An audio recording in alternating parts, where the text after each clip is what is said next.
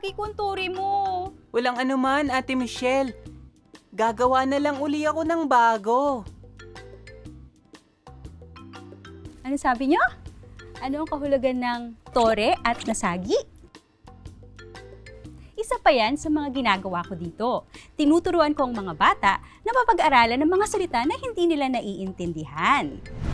Ang tore ay isang gusali na makitid at mataas. Ano naman ang ibig sabihin ng nasagi? Sige, subukan nating alamin kung anong ibig sabihin nasagi. Ano ba ang nagawa ko sa tore ni Buboy kanina?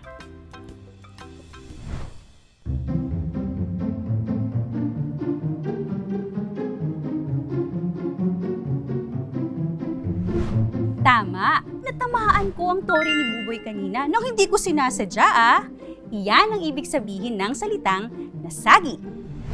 O Chichay, abalang-abala ka yata sa pagtingin sa larawan na yan Opo, tuwang-tuwa po kasi ako sa larawang ito na iginuhit ni Jihun. Isa po siyang batang Koreano na magaling magpinta. Ano ang ibig sabihin ng Koreano? Madali lang yan. Sige, isa-isahin natin ang bahagi ng salita. Ko, re, ya, no. Koreano. Ang unang bahagi ay Korea. Ano ba ang ibig sabihin ng Korea? Isa itong bansa. Tama, ang bansang Korea.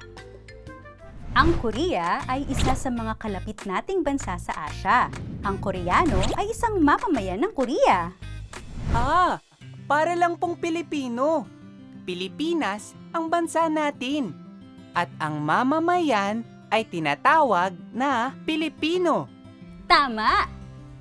O ayan, may mga bagong salita na naman tayong natutunan. Ito ang mga salitang tore, nasagi, at Koreano. Tignan niyo ang larawang ito ng tore.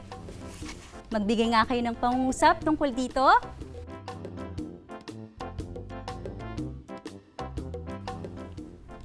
Ang prinsesa ay nakatira sa mataas na tore. Galing! Ang larawang ito naman. Ano ang nangyayari sa bote?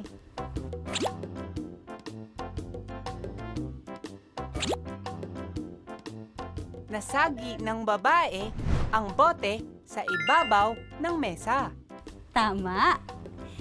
Ang larawang ito ng isang batang Koreano. Magbigay nga kayo ng pangungusap tungkol dito.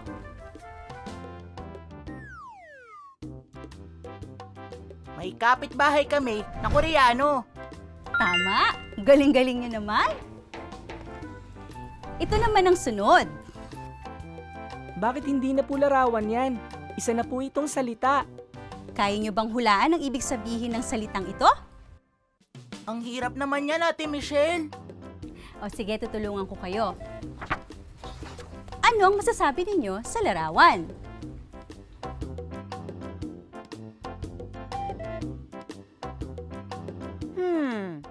Dalawa sila. Magkamuka at iisa ang kanilang apelyido. Magkapatid sila. Ang ibig sabihin ba ng kambal ay magkapatid na magkamuka? Tama! Ibig sabihin ng kambal ay magkapatid na isinilang ng iisang ina. Kapag dalawang bata ang nasa tiyan ng isang nanay, kambal sila. Tama! Kita nyo na?